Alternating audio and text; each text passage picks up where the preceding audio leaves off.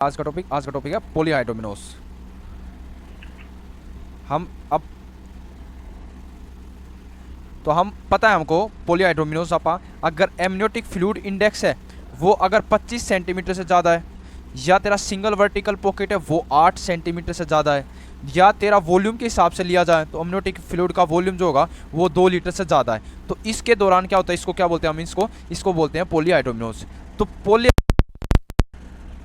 हम इसको बोलेंगे। अब क्या क्या कोजेज हैं, सबसे पहले हम देख लेते हैं भाई कुछ कोजेज हैं भाई क्यों पॉलीहाइड्रोमिनोस हो रखा है, क्यों ज़्यादा एमनियोटिक फ्लूइड का फॉर्मेशन हो रखा है। तो हमको पता है दो का सबसे पहले हम पहले पढ़ चुके हैं भाई, अगर T1 है फर्स्ट ट्राइमेस्टर के दौरान, अगर क्योंकि अल्ट्रा फिल्ट्रेशन होता है तो अगर प्लेसेंटोमीगेली है तो उसके दौरान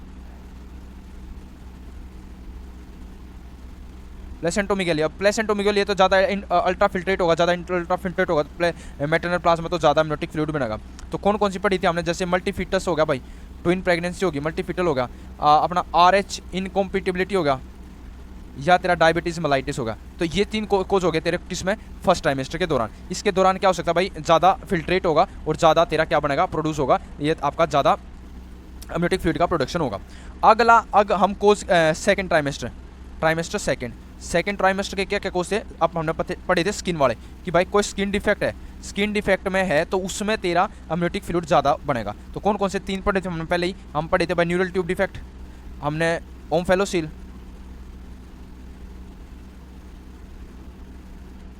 या गैस्ट्रोसिस। तो ये 3 कोजेज हैं स्किन के जिसमें तेरा एमनियोटिक फ्लूइड ज़्यादा होगा। अब थर्ड ट्राइमेस्टर हमने देखा था भाई, थर्ड ट्राइमेस्टर में क्या था, यूरिन का प्रोडक्शन था, अगर यूरिन प्रोडक्शन ज़्यादा हो रखा है तो भी तेरा एमनियोटिक फ्लूइड बढ़ जाएगा, अगर ज़्यादा है तो भी तेरा एमनियोटिक फ्लूइड बढ़ जाएगा। अगर और तेरा बच्चा क्या करता रहता है, स्वेलो करता रहता है एमनियोटिक फ्लूइड को, अगर बच्चे का कोई स्वेलिंग डिफेक्ट है, मतलब स्वेलो नहीं कर पा रहा, डिफेक्ट है, स्वेलिंग में डिफेक्ट है, तो भी तेरा क्या होगा कि भाई एमनियोटिक फ्लूइड स्वेलो नहीं कर पा रहा तो भी एमनियोटिक फ्लूइड बढ़ जाएगा। अब कोर्स देख लेते हैं।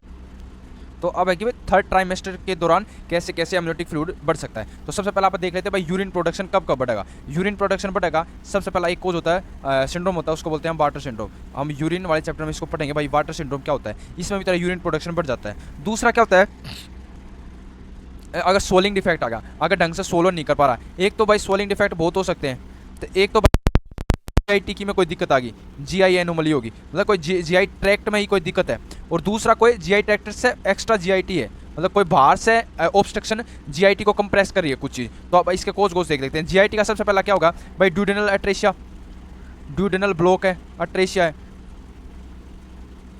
ड्यूडेनल ब्लॉक हो रखा है। अगर इसोफेजियल अट्रेशिया, तो इसोफेगस ओपन नहीं है तो वो क्लोज है, उसका अट्रेशिया है। अगर क्लिफ्ट पैलेट और क्लिफ्ट लिफ्ट डिफेक्ट है पैलेट में, ठीक है, ढंग से सोलो नहीं कर पा रहा, और न्यूरल ट्यूब डिफेक्ट, या मेनली आप क्या बोलेंगे न्यूरल ट्यूब डिफेक्ट में बोलेंगे आप क्या, एनसीफेली, मतलब ब्रेन ही प्रेजेंट नहीं है, अब्सेंस क्या है उसका, ब्रेन है, सेरिबेरम अब्सेंट है, तो अगर ब्रेन ही नहीं है तो कोई कमांड नहीं जा पाएगी उसको स्वेलो वगैरह करने के लिए। तो ये कोज हो गया अपने भाई GI ट्रैक्ट के, भाई मेनली GI ट्रैक्ट के कि भाई कौन कौन से सोलो नहीं कर पाओगे, कि भाई GI ट्रैक्ट ही इन्वॉल्व है। तो आगे बढ़ते हैं भाई एक्स्ट्रा GIT, कोई बाहर से दूसरा चीज़ कंप्रेस करिए। तो सबसे पहला क्या देख लेते हैं अपने भाई, कोई थोरेसिक मास है, थोरेक्स के अंदर कोई मास प्रेजेंट है, वो ब्लॉक कर रहा है, वो कंप्रेस कर रहा है इसोफेगस ने, जिसकी वजह से अगला कोई जैसे आगे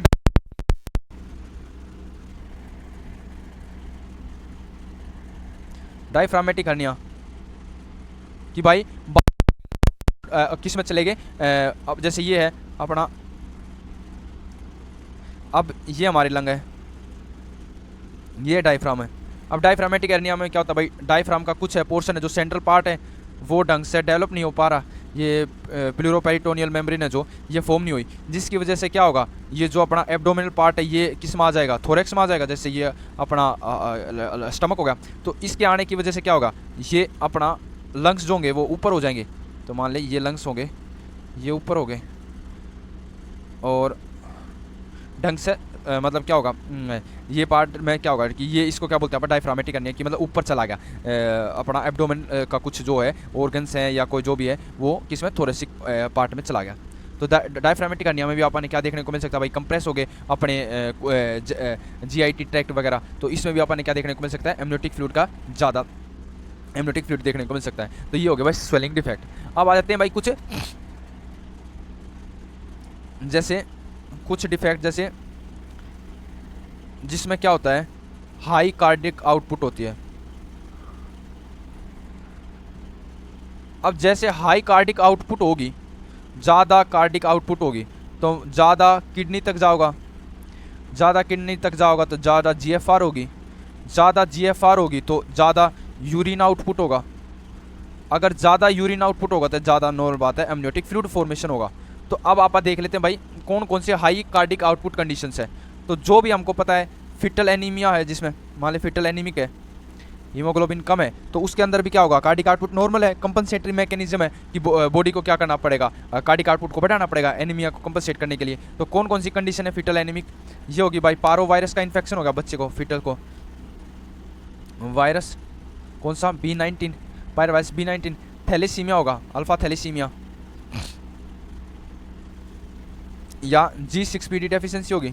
तो इसके दौरान मान लीजिए फिटल एनीमिया है, तो एक तो ये कंडीशन होगी भाई अपनी कौन सी, हाई कार्डिक आउटपुट की। दूसरा भाई फिटल है ना, तो एक तो ये होगा फिटल एनीमिया, और दूसरा अपना क्या होगा, जैसे फिटल हार्ट फेलियर। ये अपने कोज हो गए भाई कि इसके अंदर क्या हो सकता है, एमनियोटिक फ्लूइड का फॉर्मेशन ज़्यादा हो सकता है। इनमें पॉलीहाइड्रोमिनोज देखने को मिलेगा, ये कोज फैक्टर है एमनियोटिक फ्लूइड के हाई प्रोडक्शन में। अब सकती है हाई एमनियोटिक फ्लूइड है तो क्या चांसेस हैं, तो क्या कॉम्प्लिकेशन हो, मतलब क्या भाई क्लिनिकल प्रेजेंटेशन होगी हाई एमनियोटिक फ्लूइड की। तो मैटरनल की तरफ से तो क्या होगी, मैटरनल की तरफ से मोस्ट कॉमनली होगी कि भाई उसको क्या आता है, रेस्पिरेटरी डिस्कम्फर्ट है, क्योंकि भाई जितना ज़्यादा एमनियोटिक फ्लूइड होगा, ये मैटरनल है, तो जितना ज़्यादा एमनियोटिक फ्लूइड होगा उतना ज़्यादा यूट्रस जो होगी वो क्या करेगी, अपवर्ड जाएगी, ऊपर की तरफ जाएगी, और उतने ज़्यादा क्या होगा, अपना डायफ्राम ऊपर को पुश करेगी। जितनी ज़्यादा पुश करेगी उतना ज़्यादा लंग्स छोटे होंगे, और जितने ज़्यादा लंग्स सिकुड़ेंगे, कम साइज़ में लगा उनको वेंटिलेट करने के लिए, मतलब ठीक है। तो उसका इसमें क्या देखने को मिलता है, रेस्पिरेटरी डिस्ट्रेस देखने को मिलेगी अपन मदर के अंदर। दूसरा क्या हो सकता है भाई, पॉलीहाइड्रोमिनोस में क्या देखने को मिल सकता है अपन, प्रीटर्म रप्चर ऑफ मेम्ब्रेन देखने को मिल सकता है अपन। तो ये अपन मेनली क्या देखने को मिल सकता है, क्लिनिकल प्रेजेंटेशन देखने को मिल सकता है, ये अपन देखने को मिल सकते हैं पॉलीहाइड्रोमिनोस में। अब आगे आ गया भाई इसका मैनेजमेंट क्या है, क्या मैनेज करें, कैसे मैनेज करेंगे पॉलीहाइड्रोमिनोस को आपा। तो पॉलीहाइड्रोमिनोस को सिर्फ आप किस कंडीशन में फॉलो करेंगे, किस में आप उसको ट्रीट करेंगे, ओनली सीवियर फॉर्म में। अगर सीवियर किस में बोलेंगे, अगर मोर देन 35 सेंटीमीटर है अपना एमनियोटिक फ्लूइड इंडेक्स, या तेरा सिंगल वर्टिकल पॉकेट जो होगी वह मोर देन 16 है, तो यही बोलते हैं आप सीवियर, जिसके दौरान आप क्या करेंगे, अपना वो करेंगे क्या, ट्रीट करेंगे आप। तो भाई क्या क्या मैनेजमेंट है, जैसे दो चीज़ हमने पढ़ी, एक तो रेस्पिरेटरी डिस्कम्फर्ट होगा भाई फीमेल का, दूसरा प्रीटर्म रप्चर कैसे हो सकती है भाई, या क्या करेगी, ज़्यादा डिस्टेंडेड हो जाएगी यूट्रस, किसकी वजह से, पॉलीहाइड्रोमिनोस की वजह से, तो क्या होगा, यूट्राइन इरिटेबिलिटी हो जाएगी, यूट्राइन इरिटेबिलिटी हो जाएगी, तो क्या करवा सकती है, प्रीटर्म रप्चर ऑफ मेम्ब्रेन करवा सकती है। तो आपने इन दो का ट्रीटमेंट करना है। तो अगर बहुत ज़्यादा रेस्पिरेटरी डिस्कम्फर्ट है तो क्या करवा देंगे आप, उसका एमिनो रिडक्शन करवा देंगे भाई, एमनियोटिक फ्लूइड कम करवाएंगे। कैसे कम करवाएंगे भाई इसको, तो एक कितनी 18 गोज नीडल लेंगे आप, 18 गोज नीडल लेंगे, और इसको USG गाइडेड हम क्या करेंगे, एस्पिरेट करेंगे किसको, अपा एमनियोटिक फ्लूइड को, और इसको क्या बोलेंगे आपा, इसको बोलते हैं हम एमनियो, किसके दौरान, एमनियोसेंटेसिस के दौरान से, एमनियोसेंटेसिस से हम क्या कराओगे, इसको एस्पिरेट कराओगे एमनियोटिक फ्लूइड को 18 गोज नीडल से USG गाइडेड। और मैक्सिमम जो होता है 1 CTD पापा कितना कर सकते हैं, 2 से लेकर 2.5 लीटर तक, ठीक है। अब इसकी डिसएडवांटेज क्या है, क्या क्या डिसएडवांटेज है एमनियोसेंटेसिस की यहाँ, तो डिसएडवांटेज है भाई रीफिल हो सकता है, दोबारा रीफिल होगा, दोबारा एमनियोटिक फ्लूइड बढ़ गया। दूसरा कॉम्प्लिकेशंस क्या होती है भाई इसकी, दूसरी क्या दिक्कत हो सकती है भाई, इसमें कॉम्प्लिकेशन हो सकती है भाई, अब्रेप्शियो प्लेसेंटा होगा, या कोई इन्फेक्शन भी हो सकता है, या वही प्रीटर्म रप्चर ऑफ मेम्ब्रेन भी करवा सकता है ये। तो एमनियोसेंटेसिस के ये क्या होगी एडवांटेज भाई, हमने निकाल दिया, दोबारा रिफिल हो गया, कुछ कॉम्प्लिकेशन अब्रप्ट ऑफ एब्सेंट हो गया, इन्फेक्शन भी करवा सकता है या प्रीटर्म रप्चर ऑफ मेम्ब्रेन भी करवा सकता है ना। अब आगा अगला आपका अमनियो अपनी यूट्राइन इरिटेबिलिटी। यूट्राइन इरिटेबिलिटी को हम क्या देंगे इसमें, हीमाटोकोलाइटिक्स, जो क्या करेंगे यूट्राइन कॉन्ट्रैक्शन को डिक्रीज करते हैं, टोकोलाइटिक्स। तो इसमें अगर प्रेगनेंसी है जो 32 वीक से कम है तो हम क्या देंगे, कोर्टिकोस्टीरॉइड प्लस में टोकोलाइटिक्स। और टोकोलाइटिक्स कौन सा यूज़ करते हैं 32 से पहले, 32 से पहले यूज़ करते हैं आप इंडोमिथासिन। अगर 32 से लेकर 34 वीक तक है तो हम क्या यूज़ करेंगे, कोर्टिकोस्टीरॉइड प्लस में टोकोलाइटिक। कौन सा टोकोलाइटिक यहाँ यूज़ करेंगे, यहाँ टोकोलाइटिक हम यूज़ करते हैं वो है निफिडिपिन, ठीक है। इंडोमिथासिन अपना क्या है, an non steroidal NS non steroidal anti inflammatory drug है। और नेफिडिपिन क्या, कैल्शियम चैनल ब्लॉकर है, ठीक है। अब ये हम यूज़ करेंगे टोकोलाइटिक्स। अब आ गया और क्या होगा उसको, अगर सीवियर पॉलीहाइड्रोमेनोज है तो फिर लास्ट में क्या कर दो, इंडक्शन ऑफ लेबर। लेबर कब कर दो, इंडक्शन ऑफ लेबर 37 वीक पे इंडक्शन ऑफ लेबर कर दो। बस ये होगा आपका पूरा भाई मैनेजमेंट किसका, पॉलीहाइड्रोमेनोज का।